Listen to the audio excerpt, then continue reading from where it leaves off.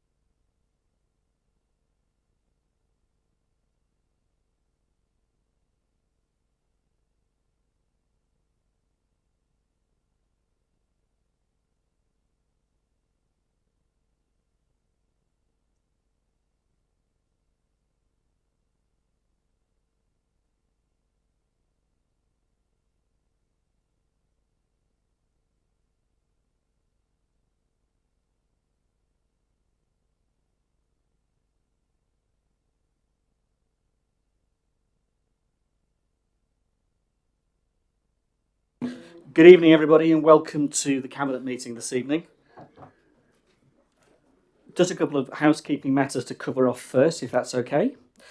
We have no scheduled fire evacuation this evening, but if the alarm does go off, if you would all please leave the building by the exit at the back of the room here, can you all please stay together and go into the public area through reception and out into the park? Please don't leave. Your names will have been recorded, so we want to make sure we count everybody out who have come in. And we will meet, if possible, in the War Memorial Park, straight out of here, out of reception, and meet in the War Memorial Park. The meeting's being webcast. It's live on the internet as we speak, but it'll also be on YouTube later for you to review and go back over. In terms of the microphones, can I remind members and officers that in order to be heard clearly in the room or those present, can you speak directly into the microphone? And it's the little button on the right of the microphone for everybody speaking, from members of the public and visiting councillors this evening when you come up to the speaking. In terms of mobile telephones, can I ask you all to switch them off or turn them to silent, please? Okay, apologies for absence. I don't have any. Declarations of interest, do we have any? No. There are no urgent matters this evening, so can I ask colleagues, I've got minutes of the meeting of the 9th of December. Do I have your permission to sign them as a true and accurate record of the meeting that took place? Agreed. Is that agreed? Thank you very much. I will do so. There are two leader and portfolio holder announcements this evening. The first one relates to a petition that we have been asked to receive as the Cabinet. I've gone back to the petitioners to be clear that unfortunately there's no item on the agenda of Cabinet to receive petitions. They go to full council. But I want to make clear that the petitioner, it's 1,300 names on a petition from Tadley and Pamber Rural Protection Group, specifically in relation to Skates Lane and the allocation of Skates Lane in the local plan. Is part of the Reg 18 process. So I just want to put that on the record that their intention is to present that as part of their Reg 18 contribution, but we've advised them to bring it to council. The first full council meeting is February. So their opportunity to present the petition will be outside of the Reg 18 process. So just for clarity, if colleagues and members and people would like to take part in the Reg 18 process, you have until the 23rd of January to make your submissions to us. Please do so on the portal on the council's website. Please do so in writing if that's of help to you to do it that way. And we look forward to seeing you possibly at some of the public exhibitions that we've got going on around the borough, specifically to talk about the allocations and the sites in the local plan. First one started today, and there'll be those that are advertised again on the council's website. The second announcement this evening relates to Old Down. And I just want to be clear in terms of the Cabinet's now direction of travel on Old Down. So following Councillor James's announcement at Council last month, we wanted to use this opportunity in the meeting to reiterate our intention to push forward with the protection of Old Down by designating the land as a local nature reserve. The borough's natural environment is a priority for this council. It's designating local nature reserves that help protect those areas for habitat restoration and biodiversity gain. We currently have 10 local nature reserves, and work is underway to add to that number, working from a prioritised list of sites. When the original list was drawn up by the previous administration in 2016, it excluded Old Down. Indeed, they had 17 years to designate it as a local nature reserve. As an administration, we are committed to seeing Old Down get the protection it deserves, and so we've been working hard since we got into power to push away and remove any of the barriers. Now, we're committed at Council last month to explore how we can prioritise making the land at Old Down an LNR, and that starts this evening. It's our intention to announce an updated priority list and the next steps at the Cabinet meeting in March. It'll take that process to analyse Old Down and to make it part of that list.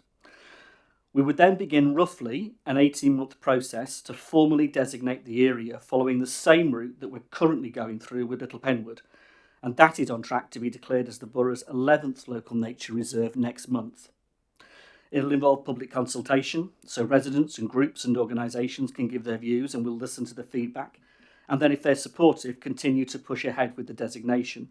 In the meantime, we'll continue to work closely with local volunteers, the Old Down Wildlife Group and Natural Basingstoke to care for and protect and maintain the vital green space in Basingstoke. And to be clear, in parallel with that process, we're looking to designate Old Down as a defined green space in the local plan. Now, that designation would afford Old Down the same protections that effectively are afforded to greenbelt land. So we're focusing on the ecological protection of that land. Old Down is a space that means a lot to the community, and our announcement marks the start of that journey to give it the protection it deserves for the generations to come. So this is more than just designating the land, and it has to be more than just designating the land. It's also about safeguarding the biodiversity, creating opportunities for people to connect with nature, but also showing that we do take our responsibility to the environment very seriously. And I hope that clarifies the direction of travel we intend to go in on Old Down. Okay, colleagues, we have a motion that's been referred to us as item 6 on the agenda this evening, supporting local business logistics through a dedicated lorry park. It's published on the agenda with the council requests, 4 of them. What I propose as a way forward on this, if you agree, is that we invite officers to come back with a paper and present that to us. Is that okay? Do we agree that as a way forward? Then that's what will happen. The paper on the agenda this evening is the reprovision of golf facilities, agenda item 7. I've got lots of public speaking and I've got quite a few councillors that want to speak, but what I will do finish, because I just realised I've gone past 2 points, is I've got 2 speakers on the lorry park. I'm getting ahead of myself. Sorry, Tony. Sorry, Andy. Andy, would you like to come forward and do your presentation on the lorry park? I'm getting ahead of myself there, Andy.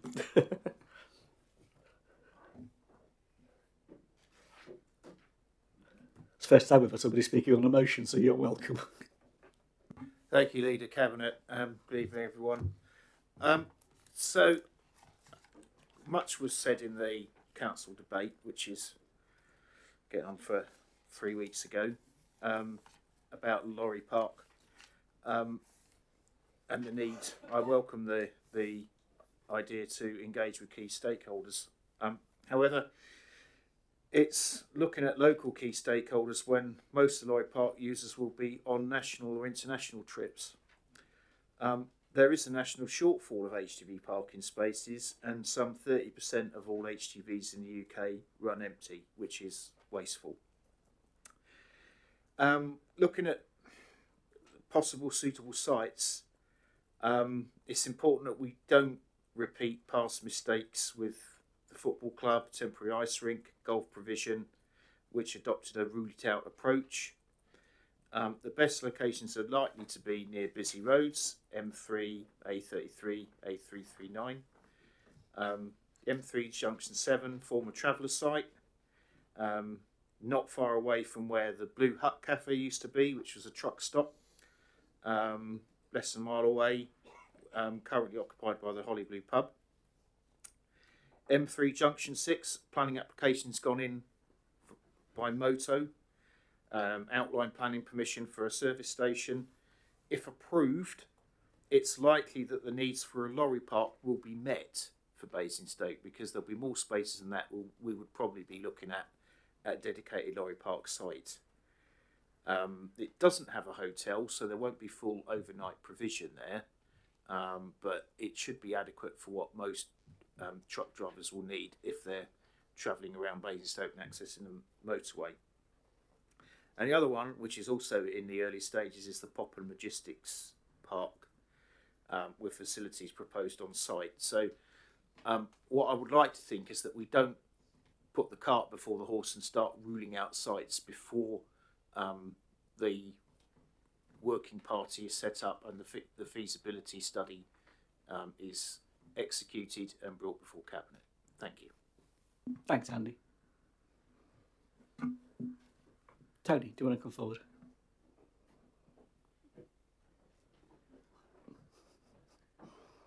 Evening, Tony.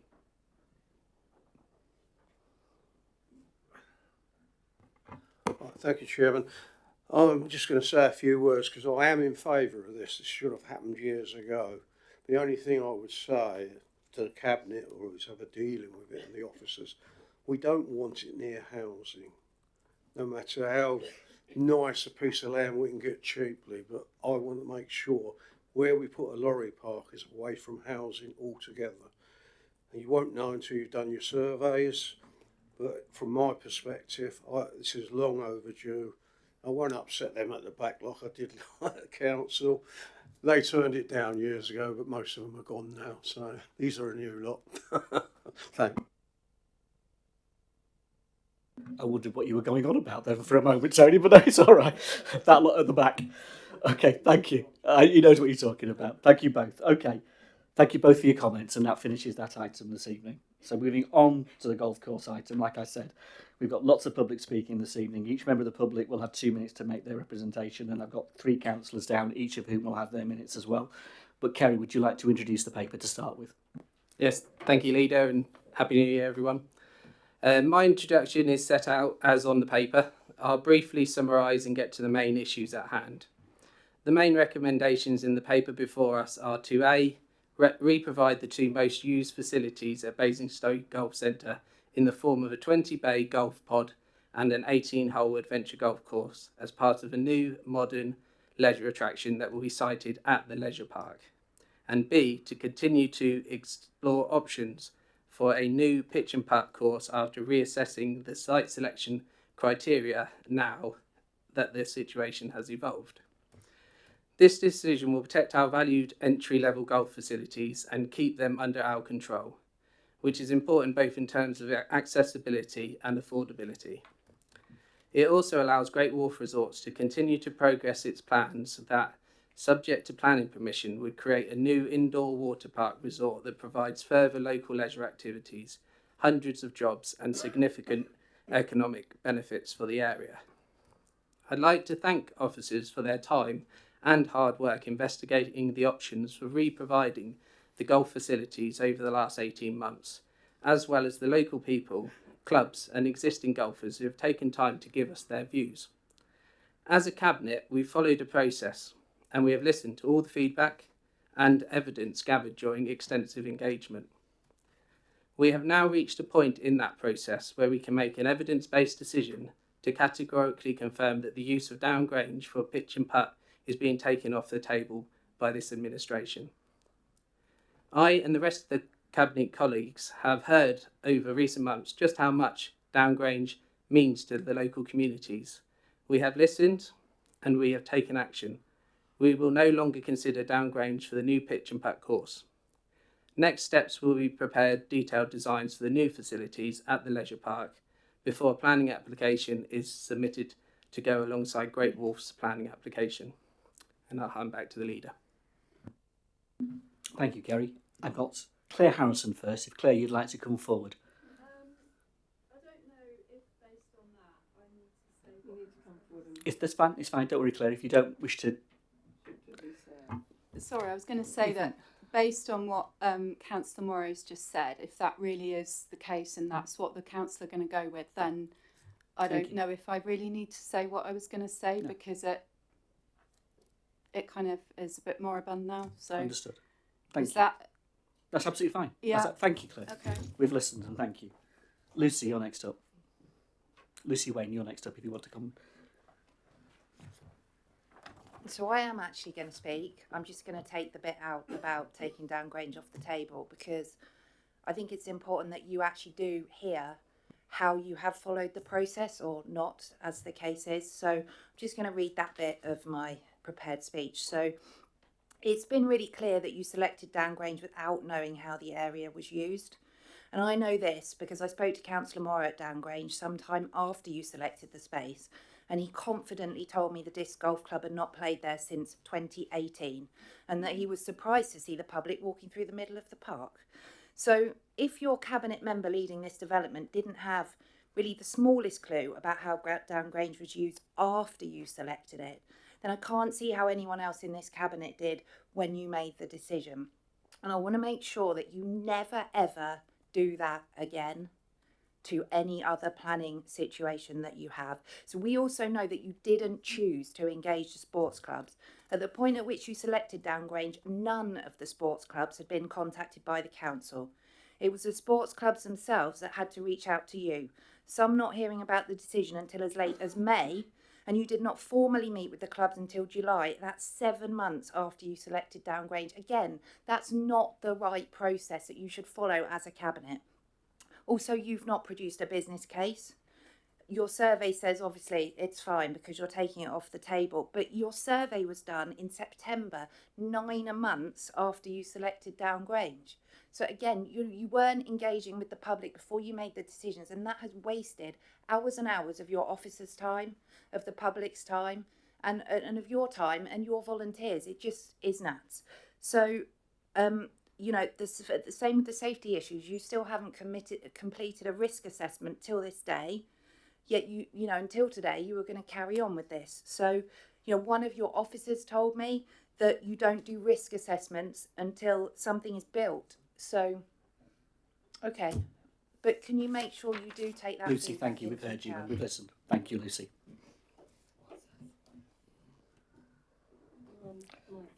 Next on the agenda is Stuart Johnson. Stuart, do you want to come forward?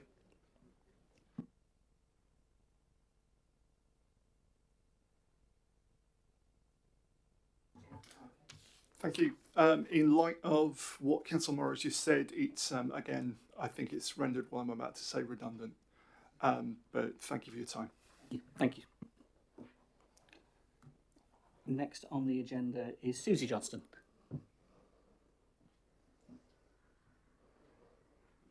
Evening, Susie. You okay? I am going to adapt what I was going to say a little bit, just to say good evening. Thank you very much for what you just proposed, Councillor Morrow. It's great to hear that you have listened, and I think a number of us have met with various council members throughout this process, and it has been good to meet with people and to have an open conversation about this. So thank you for getting to this point. I wanted to kind of just add that from my perspective, I'm a Brookvale resident, so this isn't in my backyard. I am not an athlete, and certainly Christmas has not helped with that. But I do love nature, and my husband is a disc golfer and introduced me to Down Grange, and it is a wonderful space, and it's a kind of next step on from Old Down, where all the birds and the butterflies come over. So it's great to hear that it's going to be protected. And I just wanted to add that we set up a Facebook page about this just 4 months ago. And we have had over 600,000 views of that page by over 83,000 people in just those 4 months. So that is quite significant. So I don't know that kind of scale has quite been understood with the kind of range of things you've been doing. So people really do care about this space. So it's great to hear that you're considering protecting it. So thank you very much. Thank you very much. Okay, Miranda Smith. You're up next, Miranda. It's musical chairs, sorry. No, it's good to see. It's always good to see. Cool.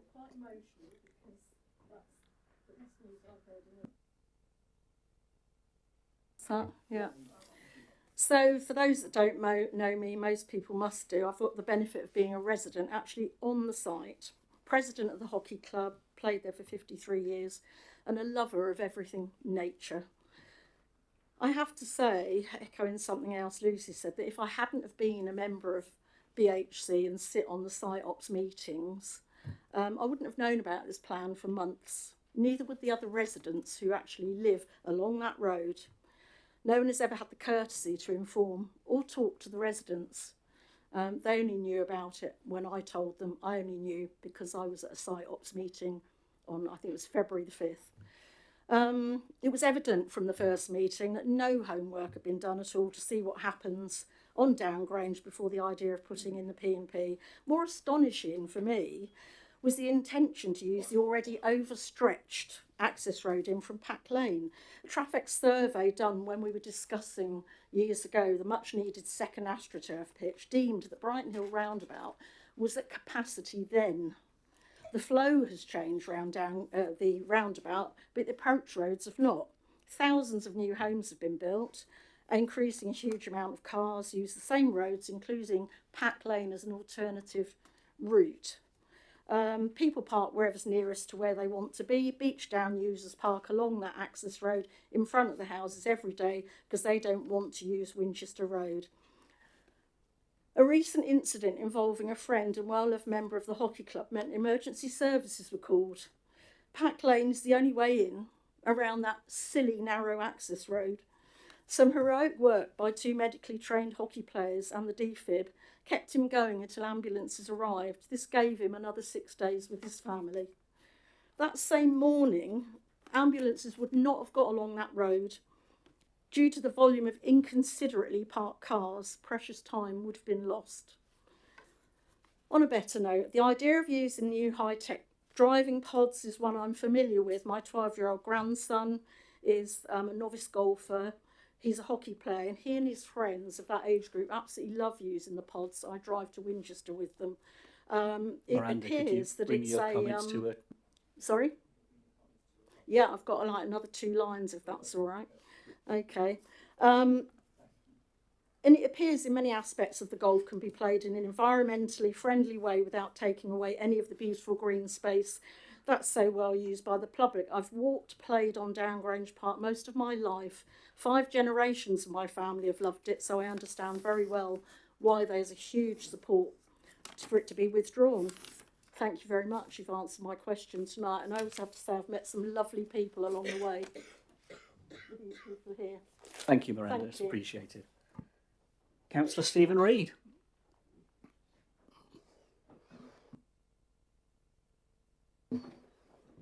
You know the score, Stephen.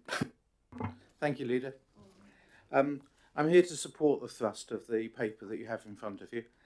When we started and built the leisure park back in the 80s and 90s, the concept was for 2 miles of leisure, and I think the building of the Great Wolf facility is probably in line with that, as long as they allow daytime access, day passes, so that's good. Citing a partial replacement for the displaced par 3 golf course on the leisure park is also something which I think is eminently reasonable. It will attract footfall, and that footfall should benefit all the facilities there. I also support the implied but not explicitly stated decision in the paper not to use Downgrange for the displaced golf facility, and I note that Councillor Munro has gone further tonight. Morrow, sorry, has gone further tonight. I do apologise, but nevertheless, I'd like to suggest a strengthening, because what Councillor Morrow has said tonight discounts the idea of the golf facility going there, but it doesn't discount the idea of anything else going there. And what I would hope you might consider would be something along these lines. Recognising the value placed on it by the public, Cabinet resolves to maintain Downgrange Park as a long-term site for casual leisure and recreation activities such as walking and exercise, dog walking, and occasional approved sporting activities such as disc golf. In other words, you commit to keeping the Downgrange Park as it is now, rather than ruling out just one option, which is what the welcome statement is tonight. So I'd like just to push you a little bit further than you've already gone, and I'd commend that idea to you. Thank you, Steve. And my last speaker on the public side is Ray Gartland, please, if Ray wants to come forward. Evening, Ray. This will be fairly short after the announcement. I am here to represent my club, Basingstoke Mid-Hants Athletic Club, and I was here to fight the case for why the pitch putt should not be relocated to Downgrange. That's no longer necessary, so I welcome that decision. Thank you very much. I'll just read the final bit. What I was going to say, and that is that if I can find the right place, right, I believe that when Downgrange Park was proposed as the new location for the pitch and putt, the council did not realise how much Downgrange Park was already being used, not just for athletics but for many other purposes as well, and did not anticipate the amount of opposition. I think that's clear and everyone can agree on that. Now that the council is aware, I hope that the council would do the right thing and remove the proposal and look elsewhere for a new home for the pitch and putt. Obviously that's been done, so I don't need to say anything else, but thank you for your time. Thank you, Ray. Decision.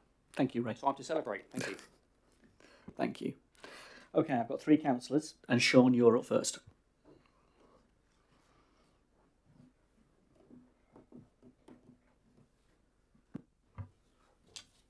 Thank you. A quick rewrite of my notes. So I want to begin actually by welcoming what I feel is a significant shift in direction by this Cabinet. The proposal to relocate the adventure golf and now the golf pod driving range to the leisure park, I feel is a constructive and sensible step, and one that many residents will see as the council actually finally listening. As one of the Conservative ward councillors for Kempshott and Buckskin, I cannot overstate the strength of feeling from the community around Downgrange Park and the proposed reprovision of the pitch and putt facility there. Thousands of residents signed a petition, and many spoke at full council and engaged in consultations and contacted councillors directly. And the reason was because they valued Downgrange as an open, inclusive green space, used daily for walking, obviously athletics and well-being and community activities. The public outcry was real and sustained and deeply felt. So now that Downgrange is now not an option, I feel that the key question tonight that I want to ask Cabinet this evening is straightforward, but it is an important one. So with the re-provision of the Adventure Golf and Golf Pod driving range at the Leisure Park, facilities which England Golf have confirmed provide accessible entry-level and progression opportunities, can Cabinet confirm whether this level of re-provision alone is sufficient to meet the proposed planning requirements associated with the Great Wolf Resorts development? And if that is the case, then I would urge Cabinet to recognise that this is a good opportunity in front of us to deliver the economic benefits of Great Wolf, to modernise golf provision in a highly accessible location at the Leisure Park, and at the same time I'm pleased that Cabinet have finally listened and kicked out the pitch and putt at the much cherished Downgrange Park finally into the rough. Thank you very much. Thank you, Sean. Andy, you're up next. And then finally, Tony.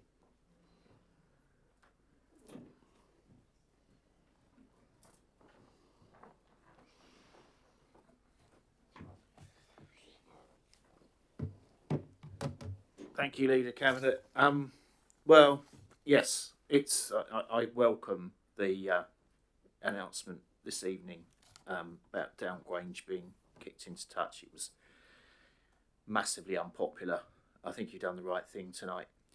I'm also encouraged by English Golf saying that this is going to be a good, suitable venue for people starting out on golf, because the concerns that I had was that it's not going to be a like-for-like provision, but then when you look at the amount of land the existing golf centre occupies, it's approaching half the area of the entire leisure park, including milestones. Clearly, the piece of land that this new facility is going on is much smaller than that. Mention is made in the papers about the leisure park master plan having a refresh because it's over 3 years old. So the master plan referred to in the supporting papers, I would like clarification. Is this the same as the one presented over 3 years ago? And I've got some quotes here from the Basingstoke Gazette from the Cabinet meeting of Tuesday, January the 10th. It's as if the New River retail debacle has sucked the life out of any ambition, and we are happy with whatever we can get from the market. Councillor Paul Harvey. Great disappointment, says Councillor Gavin James. It ignores councillors, it ignores the leisure park operators and users. We say we listened, but we really didn't, and that is a really sad place to be, in reference to the 3-year-old plan by the previous administration. So I am hoping that there will be a better master plan with full public consultation as a result of this refresh. Can you confirm if that is the case? Thank you. Thank you, Andy. And lastly, Tony.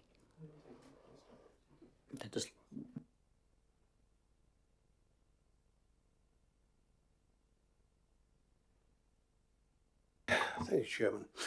Right, first of all, I think it's a good decision.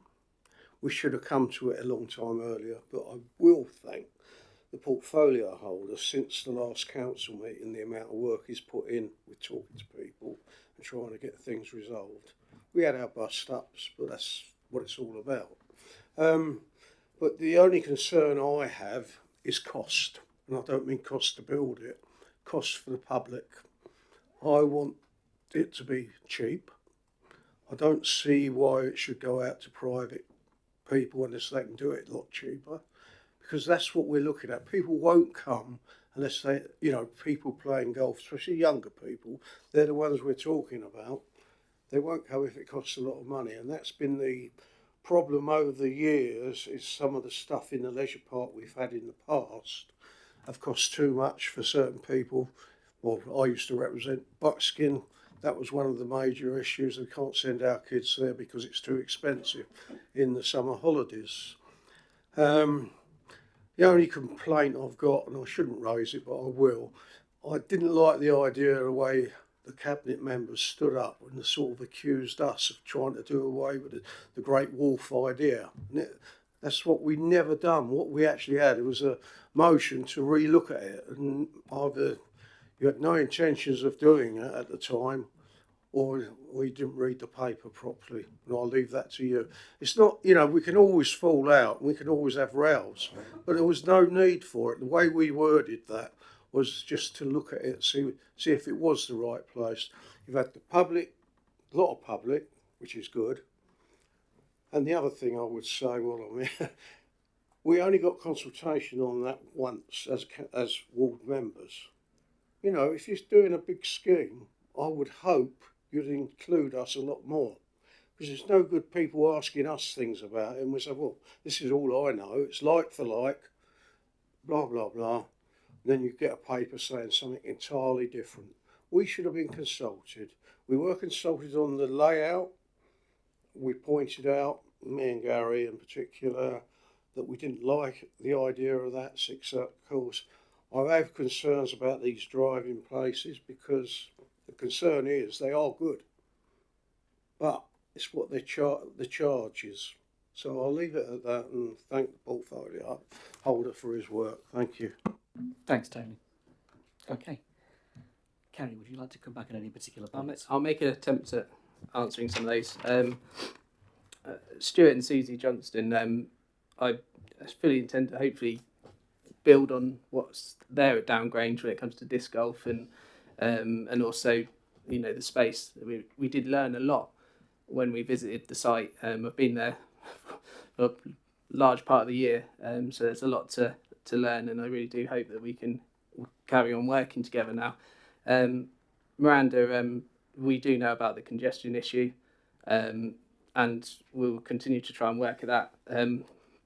It's going to be difficult to get the car park in there, which I think it needs to change, but we will keep looking at that. And obviously, sorry for the loss of your member. It's incredibly sad. As a whole, I hope the Downgrange community carry on doing what they're doing, and they keep their page going, and they start to work with the council so that we can work together moving forward. Stephen Reed, no space, that is addressed in the report at some point about the different spaces that are available in the leisure park, and there certainly at this current stage isn't enough room for a pitch and putt on that site. In the future, you know, things are moving around, but it's something that is definitely not short term. And also we'll take your suggestion away. I think my colleagues might know a bit more about answering that. Ray, really enjoyed visiting the cross-country sessions and the athletics that went on Tuesday, Thursday nights. They are incredible sessions, and you know, it was fed back. Sean, you mentioned about planning requirements. We've had initial talks with Golf England. They've advised us throughout the process. We won't actually get to that until we actually get to the planning, you know, to get a proper look at meeting that. That's always part of the actual part of DC as it happens. But early indications are that it's good, and that's what's allowed us to move on in this way. Thank you, Tony. Yes, just pretty much agreed with most of what you said, really. Except for, yeah, no, obviously, and I think that's all I've got left. Oh, no, sorry. The point that you made was the entry-level golf and keeping it cheap. It's very important that we actually had it on council-owned land to be able to control the prices. So certainly, as I'm still in the role, I'll be putting pressure on whether we lose some capital costs by using a supplier of the facility, then we'd be able to lower the costs, or it'll be a council-run facility, which will just be lower the cost. But that is number one. It's always been an entry-level facility. The current one is it's for families. So we want to keep that cost level down. So that while I'm around, it will definitely be a priority. So thank you. Thanks, Gary. Gavin? Yes, thank you, Leader, and thank you, members of the public. Particular thanks to the officers who've had a year of much hard work, of spending lots of time on Down Grange and looking at stuff. And of course, Kerry, I know, has spent more time there than he probably has at home. You have to explain to your wife where you've been for the last year now. It's an enormous amount of work going on to learn more about the site. And I think Lucy raised the issue about not doing our homework. And I think very much what we wanted to do was to do this in the most open and public way possible.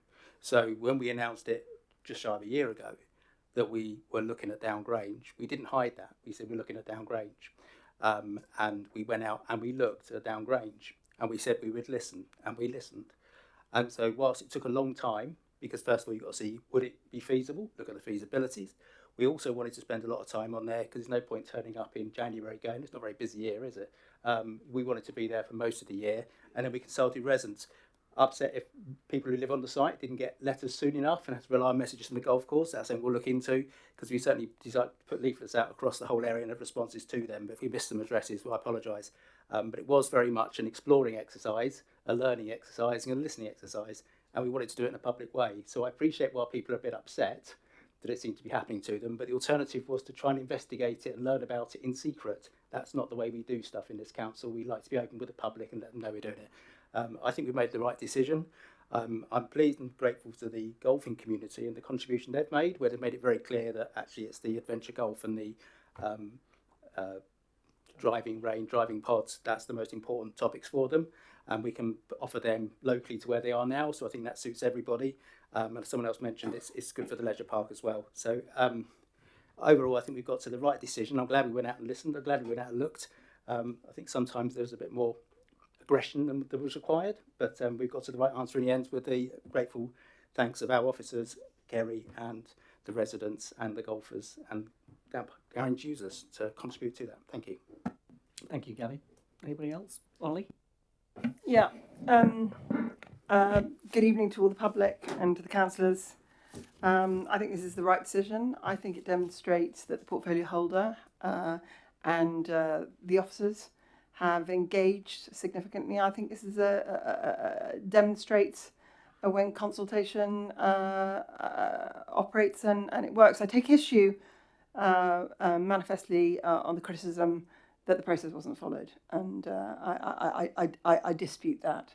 I think everything that has been done has been part of a process, and if we've come to the right decision, then that's a great result.